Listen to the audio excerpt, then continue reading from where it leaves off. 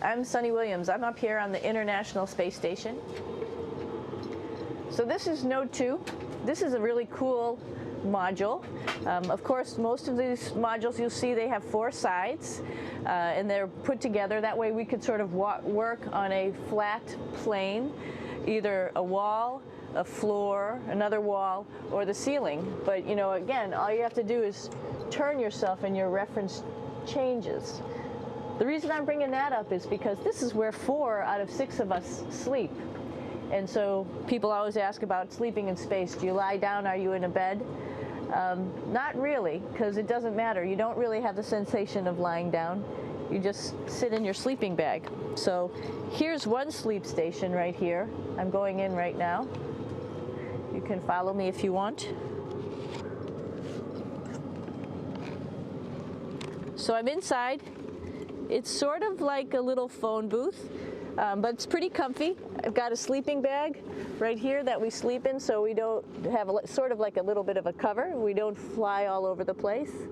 But you know, you can sleep in any orientation. I have it sleeping, feeling like I'm standing up right now, but like you saw, I'm on the floor. But it doesn't matter if I turn over and I sleep upside down. I don't have any sensation in my head that tells me that I'm upside down, so it really doesn't matter. The sleep station is also like a little office. We've got a computer in here. As you can see, we've got a couple little toys. I've got some books. I've got some clothes and other things that make it sort of like home. I'm coming out. And just for reference, that's one sleep station. This one's another, right here. There's one on the ceiling, if you want to call it, right here. And then there's a 4th on the other wall over here. So all of us sleep in a little bit of a circle. All right, come on back. There's more to show you.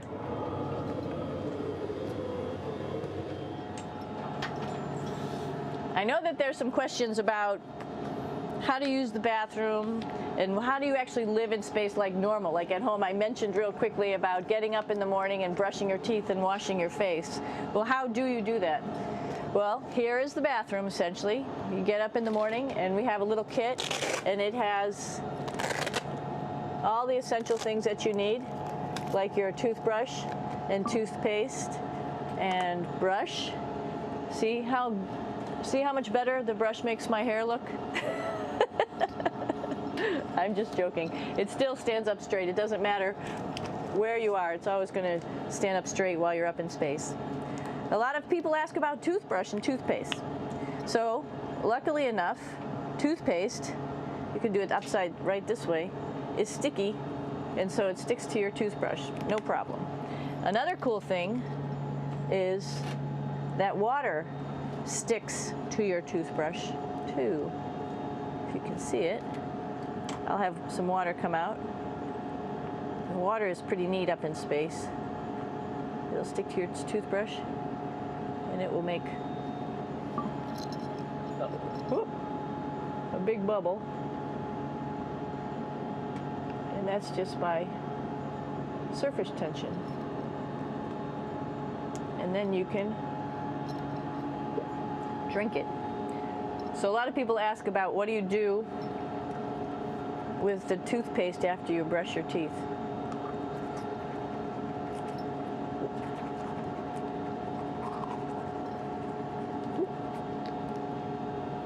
Two options. Swallow it, and it's sort of like mouthwash, but it tastes a little gross.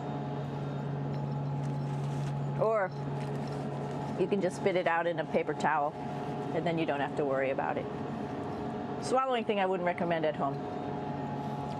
I'm only up here for 4 months, so it's not that bad.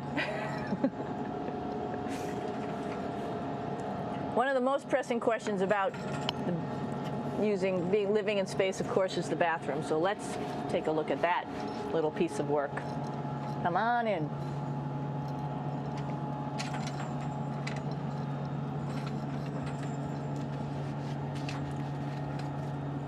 Here we are at the throne. This is awesome. You might see the little You might have noticed the little moon on the outside. This is our orbital outhouse right here.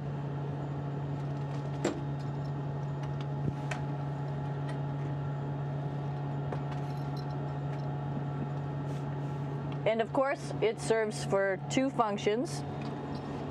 Number two, right here. I'll show you. But you see it's pretty small, so you have to have pretty good aim, and you be ready to make sure things get let go the right direction.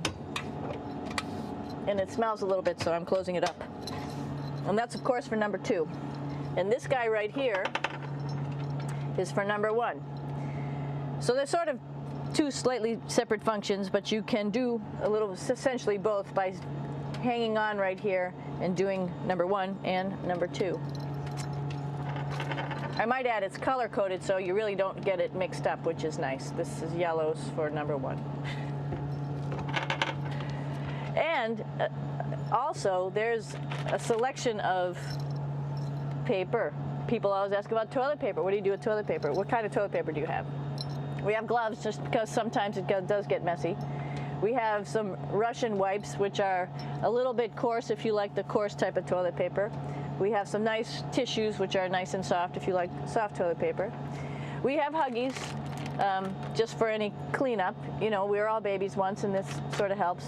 And then if things get really out of control, we have disinfectant wipes, just to make sure we clean up here. Because, you know, just like the water I showed you, the number one stuff can sort of go all over the place if you don't aim correctly.